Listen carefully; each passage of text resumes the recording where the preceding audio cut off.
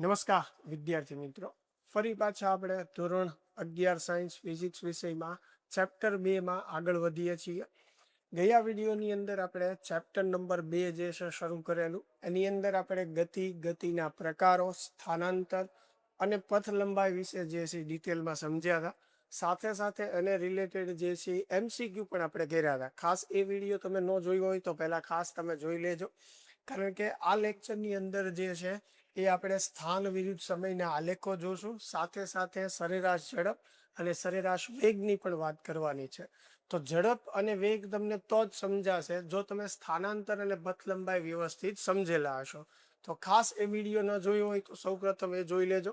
ચાલો, આજના વિડીયોની આપણે શરૂઆત જે છે એ કરીશું.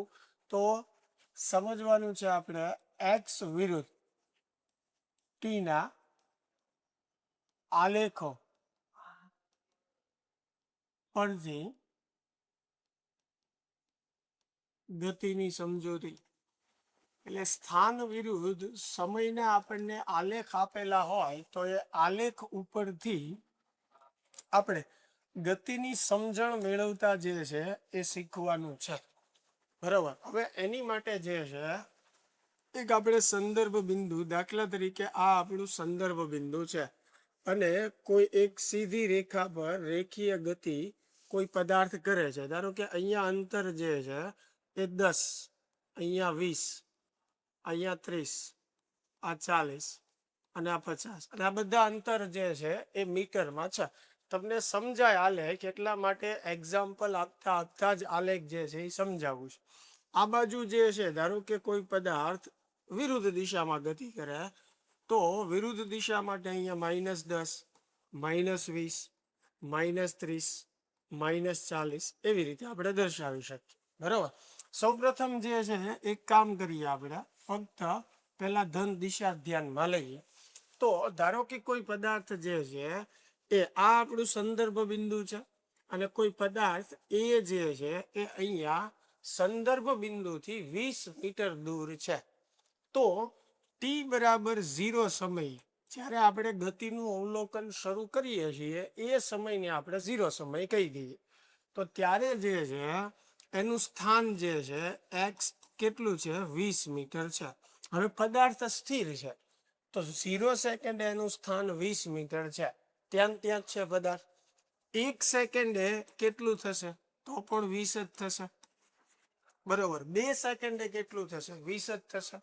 હવે આની માટે હું એક્સ વિરુદ્ધ ટી નો જો આલેખ દોરું, સ્થાન વિરુદ્ધ આપણે સમયનો આલેખ દોરીએ. અહીંયા વાય અક્ષ ઉપર આપણે સ્થાન લીધું છે, એક્સ અક્ષ ઉપર આપણે સમય લીધો. સમય જે છે એ સેકન્ડમાં છે, સ્થાન જે છે એ મીટરમાં છે. અહીંયા આપણે દર્શાવીએ આ 10, આ 20 મીટર, અહીંયા 30, આ 40 અને આ 50 મીટર. બરોબર. અહીંયા 0 સેકન્ડ અહીંયા બતાવીએ, 1 સેકન્ડ, 2, 3, 4, 5, 6 એવી રીતે એક સેકન્ડના. બરોબર. હવે સમજો તમે 0 સમયે એનું સ્થાન જે છે કેટલું છે? 20 મીટર. તો આ 0 સમય ત્યારે એનું સ્થાન 20 મીટર. પછી જે છે પહેલી સેકન્ડે પણ સ્થાન કેટલું છે? 20 મીટર. એટલે આ પહેલી સેકન્ડ અને આ સ્થાન 20, એટલે અહીંયા પોઈન્ટ આવશે. સમજાય છે? ચાલો, એની પછી બીજી સેકન્ડે પણ સ્થાન કેટલું રહેશે? 20 મીટર. એટલે અહીંયા આવશે આ 20 મીટર અને આ 2 સેકન્ડ. ત્રીજી સેકન્ડે પણ કેટલું? 20 મીટર. ચોથી સેકન્ડે પણ કેટલું? 20 મીટર. પાંચમી સેકન્ડે પણ કેટલું? 20 મીટર. હવે આ બધા બિંદુને તમે જોડી દો તો તમને જે આલેખ મળશે એ આવી રીતે સીધી રેખા મળશે. સમજાય છે? આ આપણો આલેખ થઈ ગયો એક્સ વિરુદ્ધ ટી નો. તો આ આલેખ ઉપરથી આપણે એમ કહી શકીએ કે પદાર્થ જે છે એ સ્થિર છે. એટલે આલેખ તમે ધ્યાનથી જુઓ કે જો આલેખ સીધી રેખા હોય આવી રીતે, બરોબર, એટલે કે પદાર્થનું સ્થાન સમય સાથે બદલાતું જ ન હોય તો પદાર્થ સ્થિર છે. એટલે આવો જ્યારે પણ આપણે આલેખ જોઈએ, એક્સ વિરુદ્ધ ટી નો આલેખ, જ્યારે પણ આપણને આવી રીતે સીધી રેખા જોવા મળે એટલે એનો અર્થ એવો થયો કે પદાર્થ જે છે એ સ્થિર છે. સમજાય છે વાત? ચાલો, હવે બીજા કેસની આપણે વાત કરીએ એટલે આ પહેલો કેસ જે છે કે પદાર્થ સ્થિર હોય તો એક્સ વિરુદ્ધ ટી નો આલેખ જે છે એ આપણને આવો મળશે. એટલે આની પરથી આપણે કહી શકીએ કે પદાર્થ સ્થિર છે. હવે બીજો કેસ સમજીએ કે ધારો કે પદાર્થ જે છે 0 સમયે જે છે એ અહીંયા છે, સંદર્ભ બિંદુ એ છે, એટલે કે આપણા પ્રારંભિક સ્થાને છે. બરોબર છે. ચાલો ફરીને આપણે આલેખ જે છે એ દર્શાવીએ નવા કેસ માટે. ચાલો તો 1 સેકન્ડમાં ધારો કે એનું સ્થાન 10 મીટર, એટલે કે 1 સેકન્ડમાં 10 મીટર અંતર કાપે છે. એટલે પહેલી સેકન્ડે જે છે એ પદાર્થ અહીંયા આવે છે, બીજી સેકન્ડે 20 મીટર ઉપર આવી જાય છે, ત્રીજી સેકન્ડે 30 મીટર ઉપર અને ચોથી સેકન્ડે 40 મીટર ઉપર. એટલે કે 1 સેકન્ડમાં 10-10 મીટર અંતર કાપે છે. સમજાય છે વાત? દર સેકન્ડે એ કેટલું અંતર કાપે છે? 10 મીટર. તો સૌથી પહેલું 0 સેકન્ડે એનું સ્થાન જે છે એ શું છે? 0 છે. પછી 1 સેકન્ડે એનું સ્થાન સંદર્ભ બિંદુથી કેટલા સ્થાને છે? એ 10 મીટર. એટલે આ પહેલી સેકન્ડ અને આ 10, એટલે અહીંયા પોઈન્ટ આવશે. એવી રીતે બીજી સેકન્ડે એનું સ્થાન, એટલે આ 2 સેકન્ડ અને આ 20, એટલે બંને અહીંયા ભેગા થશે, એટલે અહીંયા પોઈન્ટ આવશે. આલેખ તો એટલો તો દોરતા આવડતો હોય ને તમને. ચાલો તો અહીંયા આપણું સ્થાન આવશે. ત્રીજી સેકન્ડે કયા સ્થાને છે? 30 મીટરે. તો આ ત્રીજી સેકન્ડ અને 30 મીટર, તો અહીંયા પોઈન્ટ આવશે આપણો. એવી રીતે ચોથી સેકન્ડ જે છે ત્યારે 40, એટલે આ ચોથી સેકન્ડ છે, અને સોરી આ 40 મીટર છે અને આ ચોથી સેકન્ડ, એટલે અહીંયા પોઈન્ટ આવશે. તો આ બધા આપણને પોઈન્ટ મળ્યા આલેખમાં. હવે એને બધાને આપણે જોડી દઈએ એટલે આલેખ કંઈક આપણને આવો મળશે. બરોબર. તો જ્યારે પણ પદાર્થ સમાન સમયમાં સમાન અંતર કાપતો હોય તો આલેખ તમને આવી રીતે રેખીય મળશે. અને આવો જ્યારે આલેખ હોય ત્યારે એનો અર્થ શું થયો કે સમાન સમયમાં સમાન અંતર કપાય છે. કોઈ પણ પદાર્થ જ્યારે સમાન સમયમાં સમાન અંતર કાપતો હોય તો એનો આલેખ તમને રેખીય આવી રીતે મળશે. એટલે જો આપણને એક્સ વિરુદ્ધ ટી નો આલેખ જે છે એ આવી રીતે આપેલો હોય રેખીય, તો એનો અર્થ થાય પદાર્થ સમાન સમયમાં સમાન અંતર કાપે છે અને એવી ગતિને તમે નિયમિત ગતિ કહી શકો. આગળ આના વિશે વધારે વાત કરશું જ્યારે ઝડપ ને વેગ સમજશું ત્યારે, પણ આ નિયમિત ગતિ છે. અને હવે આમાં ધ્યાનથી જોવો, આ આપણું સંદર્ભ બિંદુ છે. આલેખમાં એ પોઈન્ટ આ થયો, આ આપણો સંદર્ભ બિંદુ થયો. હવે પદાર્થ જે છે એ સંદર્ભ બિંદુથી દૂર જાય છે. પદાર્થ જે છે એ સંદર્ભ બિંદુથી દૂર જાય છે. બરોબર છે. તો સંદર્ભ બિંદુથી દૂર જાય છે એટલે આલેખ જે છે જો આમ ઉપર ચડે છે, એટલે જેમ સમય વધે એમ એક્સ પણ વધે છે. એટલે આ આલેખમાં આપણે કહી શકીએ કે એક્સ ધન છે, એટલે કે પદાર્થ ધન દિશામાં ગતિ કરે છે, અને એક્સ જે છે એ સમય સાથે વધે છે. સ્થાન વધતું જાય છે. સમજાય છે? એક્સ વધે છે. હવે બીજી રીતે આને સમજીએ.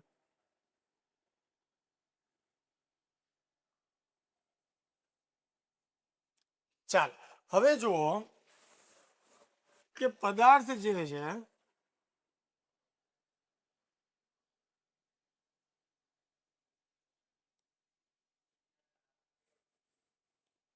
આ 20 મીટર, અહીંયા આ 30, આ 40 અને 50. રેડી? ચાલો હવે પદાર્થ અહીંયા છે 50 મીટર ઉપર. એ પદાર્થ આપણો જે છે એ અહીંયા છે. તો એ જ્યારે 50 મીટર ઉપર હતો ત્યારે આપણે ગતિનું અવલોકન શરૂ કર્યું. એટલે એનો અર્થ એવો થયો કે આ મારી માટે ટી બરાબર 0 સમય થયો. હવે પદાર્થ જે છે આ બાજુ ગતિ કરે છે, એટલે કે સંદર્ભ બિંદુ તરફ આવતો જાય છે. એટલે અંતર જે છે એ ઘટતું જશે, કેમ કે સંદર્ભ બિંદુ તરફ આવશે. વધારો કે 1 સેકન્ડે જે છે એ 40 મીટરે આવ્યો, 2 સેકન્ડે 30 મીટરે, 3 સેકન્ડ જે છે ત્યારે 20 મીટરે અને 4 સેકન્ડે 10 મીટર ઉપર આવ્યું. એટલે હવે સ્થાન ઘટતું જશે. તો હવે જ્યારે આપણે આલેખ દોરશું 0 સમયે પદાર્થ જે છે એ ક્યાં હતો, તો કે 0 સમયે એ 50 મીટર, એટલે 0 સમય અને સ્થાન 50, એટલે અહીંયા પોઈન્ટ આવશે. પછી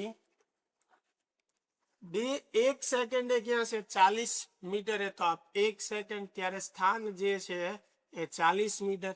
2 સેકન્ડે 30 મીટર, તો 2 સેકન્ડે 30 મીટર અહીંયા પોઈન્ટ આવશે. 3 સેકન્ડે 20, એટલે અહીંયા પોઈન્ટ આવશે. 4 સેકન્ડે 1, એટલે અહીંયા પોઈન્ટ આવશે.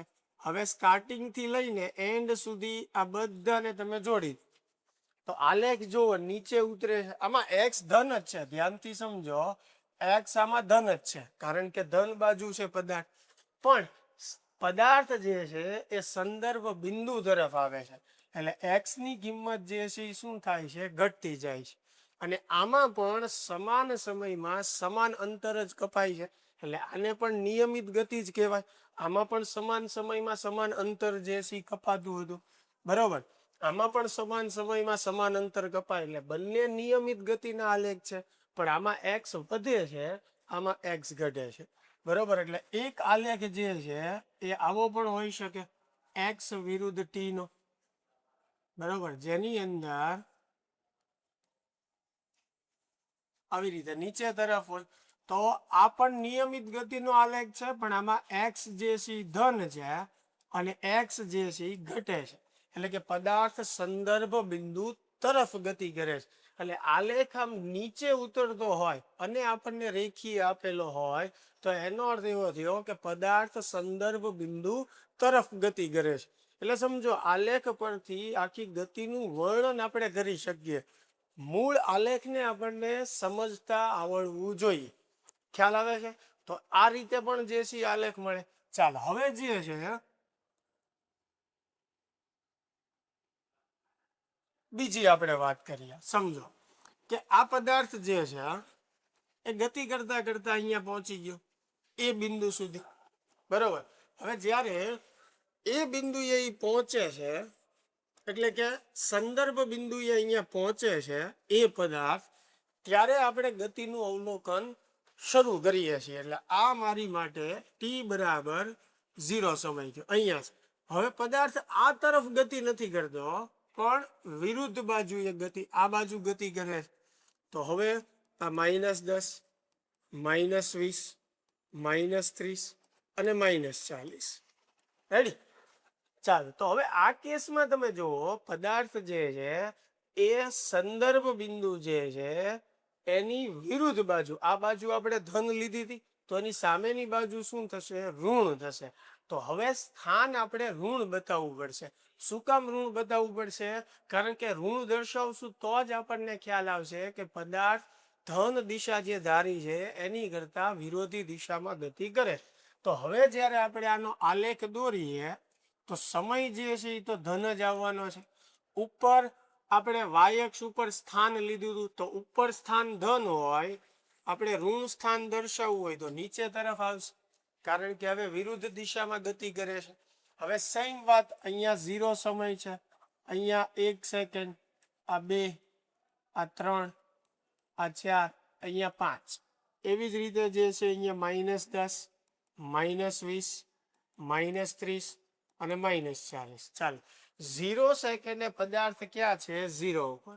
પછી ધારો કે 1 સેકન્ડે 10 ઉપર આવે છે, 2 સેકન્ડે 20 ઉપર આ તરફ પદાર્થ ગતિ કરે છે, 3 સેકન્ડે 30 ઉપર આવે છે, બરોબર, 4 સેકન્ડે 40 ઉપર આવે. તો 1 સેકન્ડે સ્થાન શું આવશે, -10. 2 સેકન્ડે સ્થાન શું આવશે, -20. 3 સેકન્ડે સ્થાન શું આવશે, -30. 4 સેકન્ડે શું આવશે, -40. અને એને તમે જોડી દો બધા બિંદુને તો આલેખ પાછો આવો મળશે. તો આ આલેખ જે છે એ રેખીય જ છે, અને આમાં પદાર્થ સંદર્ભ બિંદુથી દૂર જ જાય છે, પણ વિરુદ્ધ બાજુ જાય છે, એટલે આલેખ ઋણ બાજુ આવ્યો. તો આમાં એક્સ વધે જ છે પણ વિરુદ્ધ બાજુ, બરોબર. અને એક્સ ની સંજ્ઞા જે છે કેવી છે, ઋણ છે, કારણ કે વિરુદ્ધ દિશામાં ગતિ કરે છે. એટલે જો આપણને આલેખ જે છે આ રીતે આપેલો હોય, બરોબર.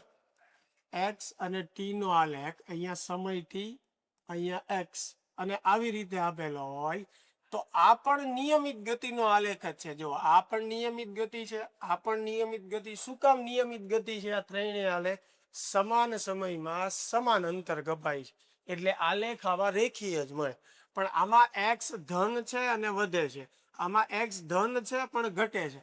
આમાં એક્સ જે છે એની સંજ્ઞા ઋણ છે, બરોબર, અને પદાર્થ સંદર્ભ બિંદુથી દૂર જાય છે, એટલે કે એક્સ વધતો જાય છે પણ વિરોધી દિશામાં. ખ્યાલ આવે છે? તો ત્રણે ત્રણ આલેખ જે છે એ નિયમિત ગતિના છે. હવે સમજો, સરળતા માટે મેં અહીંયા દરેક કેસમાં તમને એવું સમજાવ્યું કે પદાર્થ 1 સેકન્ડમાં 10 મીટર અંતર કાપે છે, એટલે કે સમાન સમયમાં સમાન અંતર કાપે છે, તો એના આલેખ જે છે આપણને રેખીય મળે. પણ દરેક ગતિ એવી હોતી નથી, પદાર્થ જુદું જુદું પણ અંતર કાપી શકે. એટલે સમજો, ઘણી વખત આપણને એક્સ વિરુદ્ધ ટી ના આલેખ જે છે આવી રીતે કંઈક આપ્યા હોય તો આ અનિયમિત ગતિ થઈ ગઈ. તમે થોડી વાર જે છે શરૂઆતમાં જુઓ, એક્સ જે છે એ વધે છે, પછી પાછો એક્સ જે છે એ ઘટે છે, પછી પાછો વધે છે, તો આમાં કોઈ નિશ્ચિતતા નથી. તો આવા આલેખો હોય એ અનિયમિત ગતિના કહેવાય. અને અહીંયા ધ્યાનથી જુઓ, આ શરૂઆતનો જે ભાગ જે છે એની અંદર એક્સ વધે છે, એટલે એનો અર્થ એવો થયો કે પદાર્થ સંદર્ભ બિંદુથી દૂર જાય છે. જે મેં અહીંયા સૌ પ્રથમ સમજાવ્યું, આ કેસમાં પદાર્થ સંદર્ભ બિંદુથી દૂર જાય છે. હવે અહીંયાથી પછી તમે જુઓ, આલેખ નીચે આવે છે. હવે આલેખ ક્યારે નીચે આવે? જ્યારે પદાર્થ સંદર્ભ બિંદુ તરફ આવતો હોય. એટલે આ ભાગમાં આપણે કહી શકીએ કે પદાર્થ સંદર્ભ બિંદુ તરફ ગતિ કરે છે. ત્યાંથી પાછો એક્સ જે છે એ વધે છે. જો ત્યાંથી પાછો એક્સ જે છે એ વધે છે, એટલે એનો અર્થ એવો પાછો સંદર્ભ બિંદુથી દૂર જાય છે. એટલે આ અનિયમિત ગતિનો આલેખ છે, પણ અમુક પોર્શન આપણે સમજી શકીએ, આપણી પાસે જે સમજણ છે. હવે ધારો કે કોઈ આલેખ જે છે એ આપણને આવી રીતે આપેલો હોય, એક્સ વિરુદ્ધ ટી નો આલેખ જે છે, આ સમય છે, આ એક્સ. ધારો કે શરૂઆતમાં ઉપર તરફ છે, પછી નીચે તરફ, પછી આવી. તો હવે ધ્યાનથી સમજો, આ આપણું સંદર્ભ બિંદુ. તો શરૂઆતમાં જો આલેખ ઉપર તરફ ચડે છે અને રેખીય છે, એટલે રેખીય આલેખ હોય તો નિયમિત ગતિ થઈ. પણ આમાં તમે જુઓ, એક્સ જે છે વધે છે. હવે અહીંયા પદાર્થ પહોંચ્યા પછી, અહીંયા કોઈ સ્થાને પહોંચ્યા પછી પદાર્થ જે છે પાછો સંદર્ભ બિંદુ તરફ ગતિ કરે, એટલે આલેખ જો નીચે ઉતરે છે. તો જ્યારે આલેખ નીચે ઉતરતો હોય ત્યારે સંદર્ભ બિંદુ તરફ ગતિ કરતો હોય, અને અહીંયા તમે જુઓ તો એ સંદર્ભ બિંદુ એ પાછો આવી જાય છે, બરાબર. એટલે આ આવી ગતિ થઈ કે પદાર્થ એ થી નીકળીને આ બાજુ જશે, ત્યાંથી પાછો અહીંયા પાછો આવશે, બરાબર. એટલે આલેખ અહીંયા 0 આવી ગયો. હવે જો પદાર્થ અહીંયાથી પાછો આ બાજુ આવશે તો હવે સંદર્ભ બિંદુની વિરોધી બાજુ એટલે એક્સ ઋણ થયું, તો આલેખ જે છે એ ઋણ બાજુ આગળ વધશે. એટલે અહીંયા તમે જુઓ, જેમ પદાર્થ આગળ જતો જશે એમ એક્સ ની કિંમત વધશે, એટલે આલેખ નીચે જે છે આમ જતો જશે. હવે કોઈ ચોક્કસ પોઈન્ટ થી પાછો આલેખ જે છે આ તરફ વળે છે, એટલે એનો અર્થ એવો થયો કે હવે પદાર્થ પાછો સંદર્ભ બિંદુ તરફ જાય છે. આ પોઈન્ટ પાસે પાછો સંદર્ભ બિંદુ એ પદાર્થ આવી જાય. તો આલેખ આપણને જે આપ્યો છે એના પરથી આપણને ગતિનું વર્ણન કરતા આવડવું જોઈએ. ખાસ કરીને JEE નીટ જેવી જે એક્ઝામો છે એની અંદર આલેખવાળા પ્રશ્નો સોલ્વ કરવા માટે આલેખની પૂરતી સમજણ હોવી જોઈએ. એટલા માટે જ એક આ નાના એવા ટોપિકમાં એક 4-5 ઉદાહરણ લઈને મેં તમને વ્યવસ્થિત સમજાવવાનો પ્રયત્ન કર્યો છે કે આલેખ પરથી આપણે કઈ રીતે ગતિ સમજી શકીએ. ચાલો, તો આ પ્રશ્ન આપણો હતો એક્સ વિરુદ્ધ ટી ના આલેખ પરથી ગતિની સમજોતી. બરાબર, ક્લિયર થાય છે? તો એટલા આલેખો છે. કદાચ સ્કૂલ લેવલે અથવા એક્ઝામ લેવલે આપણે જોઈએ, સ્કૂલની એક્ઝામ લેવલે તો 2 માર્કમાં આપણને પૂછી શકીએ કે એક્સ વિરુદ્ધ ટી ના આલેખો દોરી અને ગતિનું વર્ણન સમજાવો. તો તમને ટેક્સ્ટ બુકમાં આપેલા જ છે, એ પ્રમાણે તમે સમજાવી શકો. એ જ આલેખો મેં અહીંયા સમજાવવાનો પ્રયત્ન કર્યો છે. એની સિવાયના 1-2 આલેખો મેં વધારે લીધા છે, જેથી કરીને તમે વ્યવસ્થિત એને સમજી શકો. ચાલો આગળ વધીએ હવે આપણે નેક્સ્ટ ટોપિક તરફ. તો એની પછીનો આપણો જે ટોપિક છે એ છે સરેરાશ ઝડપ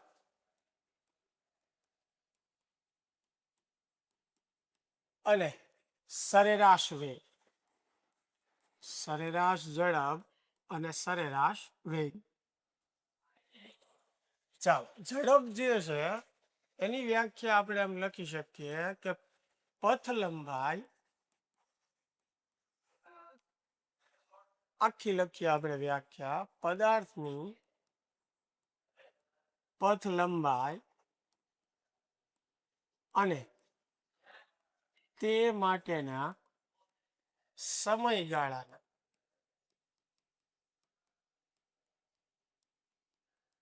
ગુણોત્તરને સરેરાશ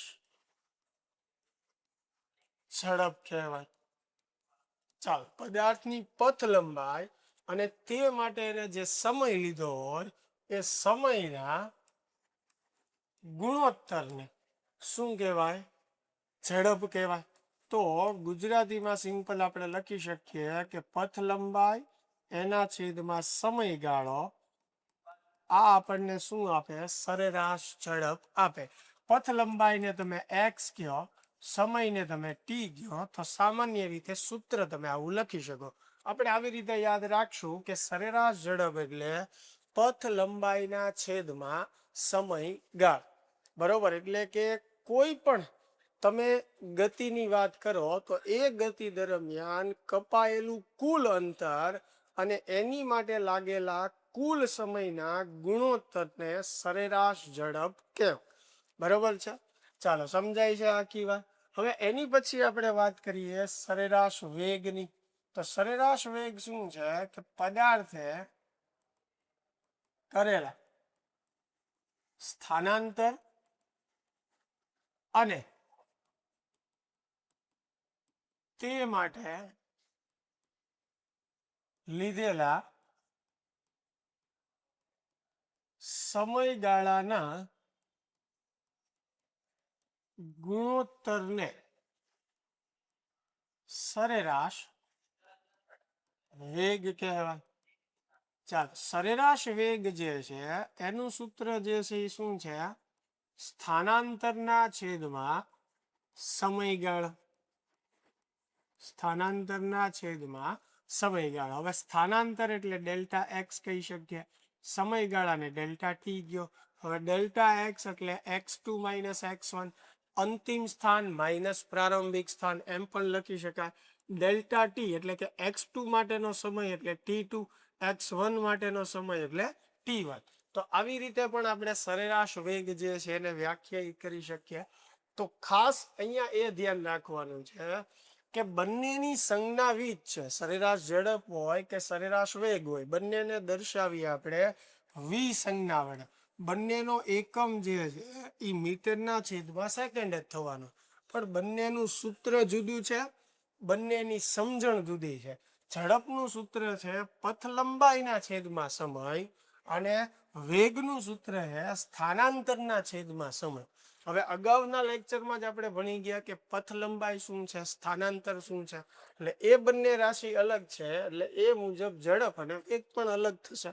આ બહુ સિમ્પલ મેં તમને વાત કરી. સાથે સાથે ઉદાહરણથી પણ આગળ જતા જે છે આપણે સમજશું કે ભાઈ પથ લંબાઈ ઉપરથી ઝડપ શું વસ્તુ છે, સ્થાનાંતર ઉપરથી વેગ શું વસ્તુ છે, એ પણ આપણે એક્ઝામ્પલ સાથે વાત કરશું. હવે ધ્યાનથી સમજો, પથ લંબાઈ જે છે અદિશ રાશિ છે, સમય જે છે એ પણ અદિશ રાશિ છે. તો બંનેના ગુણોત્તરથી જે રાશિ મળે એ અદિશ જ મળે. એટલે સરેરાશ ઝડપ જે છે, સરેરાશ ઝડપ અદિશ રાશિ છે. સરેરાશ ઝડપ કેવી રાશિ છે? અદિશ. હવે એ જ વસ્તુ વેગમાં તમે જુઓ તો વેગમાં સ્થાનાંતર જે છે એ સદિશ રાશિ છે. સમય ભલે અદિશ છે પણ સ્થાનાંતર કેવી રાશિ છે? સદિશ. એટલે સરેરાશ વેગ જે છે એ પણ સદિશ રાશિ થશે. સરેરાશ વેગ સદિશ રાશિ છે. ચાલો, હવે પથ લંબાઈ જે છે હંમેશા કેવી હોય? ધન. તો અહીંયા સમજો, પથ લંબાઈ હંમેશા ધન હોય, સમય હંમેશા ધન હોય. તો આ બે ધન વસ્તુનો ભાગાકાર કરો તો જવાબ ધન જ આવવાનો. એટલે આપણે કહી શકીએ કે સરેરાશ ઝડપ હંમેશા ધન હોય છે. હવે અહીંયા જુઓ, સ્થાનાંતર જો 0 થશે તો સરેરાશ વેગ 0 થઈ જશે. સ્થાનાંતર ઋણ હશે તો સરેરાશ વેગ પણ ઋણ મળશે. સ્થાનાંતર ધન હશે તો સરેરાશ વેગ પણ ધન મળશે. તો આપણે એમ કહી શકીએ કે સરેરાશ વેગ ધન ઋણ કે શૂન્ય હોઈ શકે. સરેરાશ વેગ જે છે એ ધન ઋણ કે શૂન્ય હોઈ શકે. બરાબર. બીજી વાત આપણે વાત કરી હતી કે ભાઈ પથ લંબાઈ જે છે એ હંમેશા સ્થાનાંતર કરતા વધારે અથવા અમુક કેસમાં સ્થાનાંતર જેટલી હોય છે.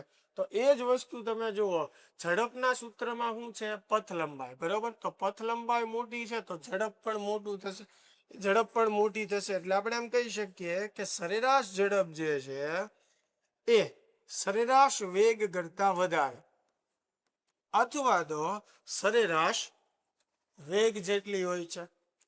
એ જ વસ્તુ અહીંયા ઉલટી રીતે આપણે એમ લખી શકીએ કે સરેરાશ વેગ જે છે એ સરેરાશ ઝડપ કરતા ઓછો અથવા અમુક કેસમાં બંને સમાન હોય છે.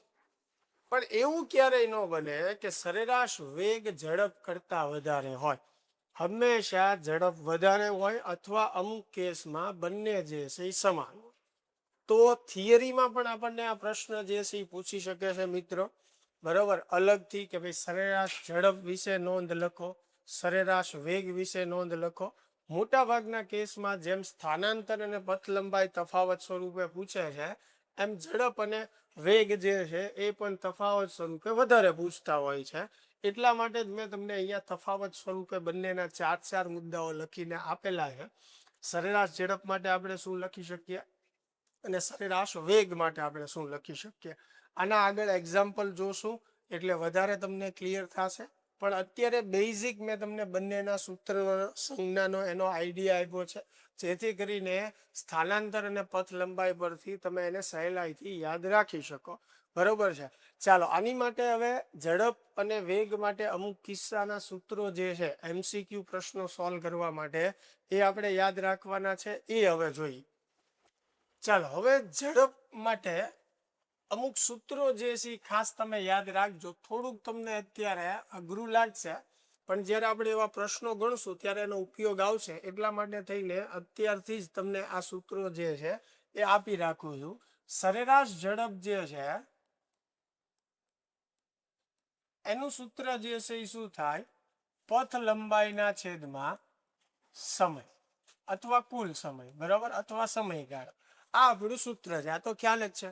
હવે MCQમાં એમાં અલગ અલગ આવા પ્રશ્નો કે કેસ આવશે. ધારો કે કોઈ પદાર્થ જે છે એક પ્રારંભિક બિંદુથી એક અંતિમ બિંદુ સુધી ગતિ કરે. એટલે આ આપણું પ્રારંભિક બિંદુ છે, આ આપણું અંતિમ બિંદુ છે જ્યાં ગતિ પૂરી થાય છે.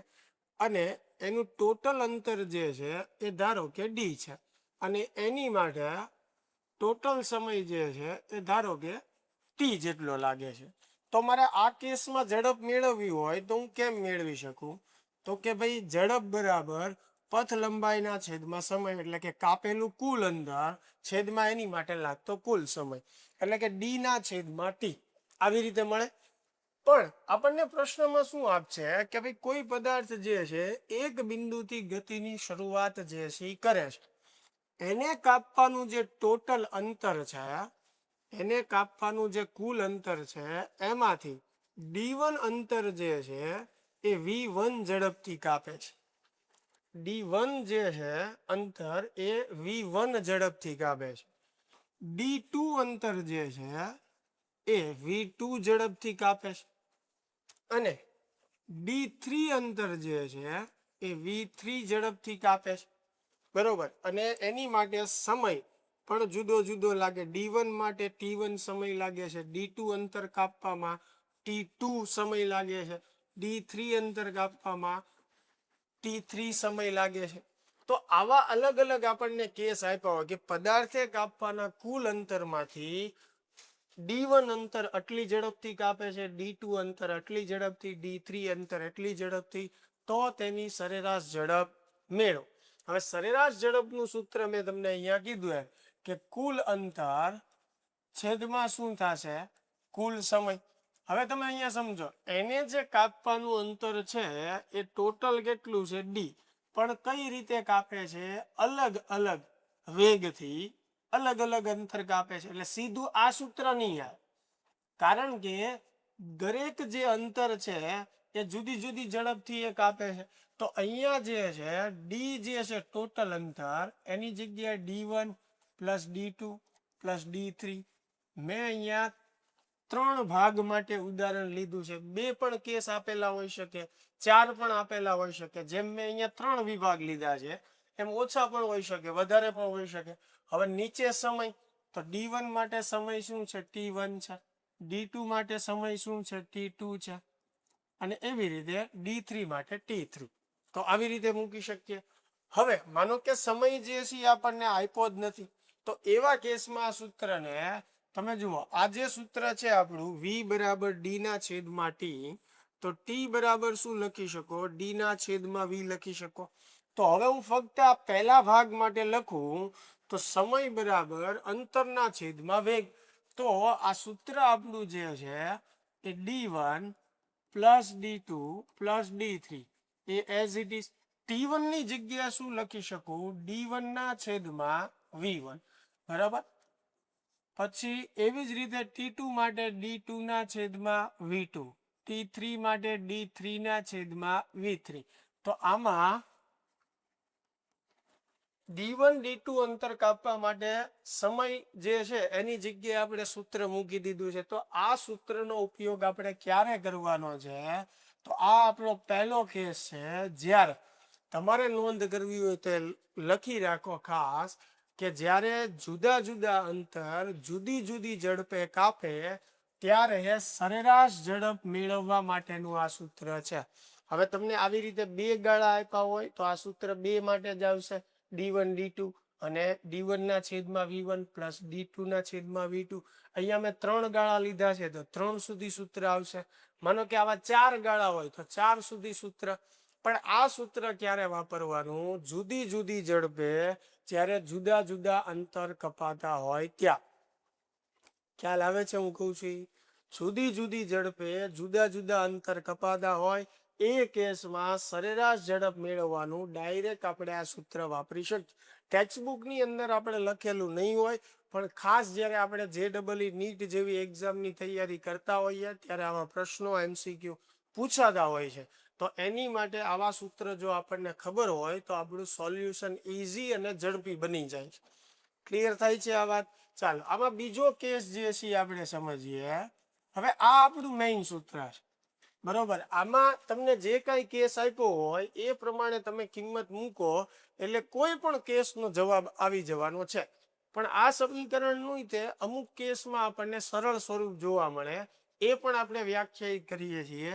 એમાં એક કેસ જે છે સમાન સમયગાળો. ચાલો, સમાન સમયગાળો એટલે કે સમય જે છે એ તમને સમાન આપ્યો, બરોબર. દાખલા તરીકે આખું D2 અંતર છે. સરળતા માટે હું અહીંયા હવે તમને 2 કેસ લઈને જે છે એ સમજાવું છું.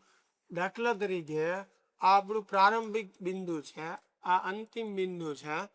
હવે આપણને એમ કે ભાઈ પદાર્થે જે અંતર કાપવાનું છે એમાંથી D1 અંતર જે છે એ T સમયમાં કપાય છે, બરોબર. ધારો કે આ D1 અંતર જે છે એ T સમયમાં કાપે છે. બાકીનું જે અંતર છે એ પણ T સમયમાં જ કાપે છે.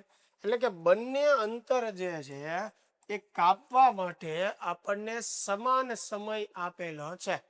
એટલે જો સમાન સમયગાળો તમને આપેલો હોય, ધારો કે પહેલો જે ગાળો છે એમાં વેગ V1 છે, ઝડપ V1 છે, બીજામાં ઝડપ જે છે V2 છે, બરોબર. સમયગાળો આપણને સમાન આપેલો છે. તો એવા કેસ વખતે સરેરાશ ઝડપ મેળવવા માટે તમે સૂત્ર વાપરી શકો બંને ઝડપનો સરવાળો ભાગ્યા 2. હવે આવી રીતે 3 આપ્યું હોય તો 3 ઝડપનો સરવાળો ભાગ્યા 3, 4 આપ્યું હોય તો 4 ઝડપનો સરવાળો ભાગ્યા 4. સરેરાશ લેતા તો આવડે. જેમ સાદી સરેરાશ લઈએ એમ જ આવશે, એટલે તમને સરેરાશ ઝડપ મળી જશે. પણ આ સૂત્રનો ઉપયોગ ક્યારે આપણે કરવાનો છે? જ્યારે સમયગાળો સમાન આપેલો હોય. સમજાય છે વાત? સમયગાળો જ્યારે આપણને સમાન આપ્યો હોય તો એની માટે આપણે સીધું આ સૂત્ર વાપરી શકીએ. હવે આની અંદર એક બીજો કેસ જોઈએ. સમાન અંતર કપાતું હોય, બરોબર? અંતર જે છે એ આપણને સમાન આપેલું હોય. ચાલ ફરીને પાછું સમજાવવાનો પ્રયત્ન કરું, બરોબર? કે ભાઈ ટોટલ અંતર જે છે એને ધારો કે ડી કાપવાનું છે અને કુલ અંતર કદાચ ન પણ આપ્યું હોય, પણ એને કાપવાનું જે અંતર છે ટોટલ, એમાંથી ડી અંતર જે છે એ v1 ઝડપથી t1 સમયમાં કાપે છે. એટલે સમય ઝડપ અલગ છે. ડી અંતર આ રીતે કપાય છે, v1 ઝડપથી અને t1 સમય. બાકીનું ડી અંતર જે છે એ v2 ઝડપથી અને t2 સમયમાં કપાય છે. એટલે અહીંયા તમે જુઓ, તમને અંતરનો જે ગાળો છે એ સમાન આપેલો છે. તો એવા કેસની અંદર અહીંયા બે અલગ અલગ કેસ છે. એટલે સરેરાશ ઝડપ મેળવવાનું ઈઝી તમને પદ લખી દઉં તો 2/v બરાબર 1/v1 પ્લસ 1/v2. સમજાય છે વાત? એટલે જ્યારે અંતર સમાન આપણને આપેલું હોય તો એવા કેસમાં સરેરાશ ઝડપ જે છે એ આપણે આ સૂત્રથી મેળવી શકીએ, બરોબર? પછી આપણે અહીંયા v ને સૂત્રનો કરતા બનાવવાનો. આ તો ઈઝી તમને યાદ રહે એટલે આવી રીતે સમીકરણ મેં લખી દીધું છે. હવે સમજો, આવા 3 ગાળા આપ્યા હોય કે ભાઈ ડી અંતર v1 ઝડપથી t1 સમયમાં કપાય, બીજું ડી અંતર v2 ઝડપથી t2 સમયમાં, પછી જે ડી બાકી રહે છે એ v3 ઝડપથી t3 સમયમાં. તો હવે અલગ અલગ 3 ગાળાઓ છે. તો સરેરાશ ઝડપ આપણે મેળવવા માટે 3/v બરાબર 1/v1 plus 1/v2 plus 1/v3 આ સૂત્રનો ઉપયોગ કરશું. અહીંયા પછી આપણે v ને સૂત્રનો કરતા બનાવશું બાકીનું સાદું રૂપ આપવાથી. આ આપણી સરેરાશ ઝડપ છે. તો અલગ અલગ કેસમાં આપણને સરેરાશ ઝડપ મેળવવાનું પૂછી શકે છે, બરોબર છે? અને એ અલગ અલગ કેસ આ 3માંથી કોઈ પણ હોઈ શકે. આ આપણું જનરલ સૂત્ર છે જે મેં તમને અહીંયા લખી દીધું છે. એમાં પણ જો આપણને આ બે કેસ આપ્યા હોય તો આપણી માટે થોડુંક કામ ઈઝી થઈ જાય. સમાન સમયગાળો હોય તો સીધી આપણે સરેરાશ લઈ શકીએ. જેટલા વેગ હોય, 2 હોય તો 2 નો સરવાળો ભાગ્યા 2, 3 હોય તો 3 નો સરવાળો ભાગ્યા 3, અને સમાન અંતરનો ગાળો હોય તો આપણે આવી રીતે જે છે એ સરેરાશ ઝડપ મેળવવાની છે. ટેક્સ્ટબુકમાં તમને જે પ્રશ્નો કે MCQ આપ્યા છે એ લેવલના પણ આપણે સોલ્વ કરશું, પણ અહીંયા ઝડપ અને વેગવાળો ટોપિક આપણે શરૂ કર્યો છે એટલા માટે થઈને સાથે સાથે જ મેં તમને આ જે સૂત્રો છે એ લખાવી રાખ્યા. એટલે જ્યારે પણ આવા પ્રશ્નો આપણે સોલ્વ કરીએ ત્યારે ફરીથી આપણે આ યાદ કરવાની કે લખવાની જરૂર ન રહે. ફક્ત આપણે સૂત્ર જોઈએ અને એના પરથી આપણે સોલ્યુશન જે છે ઇઝીલી સરળતાથી આપી શકીએ.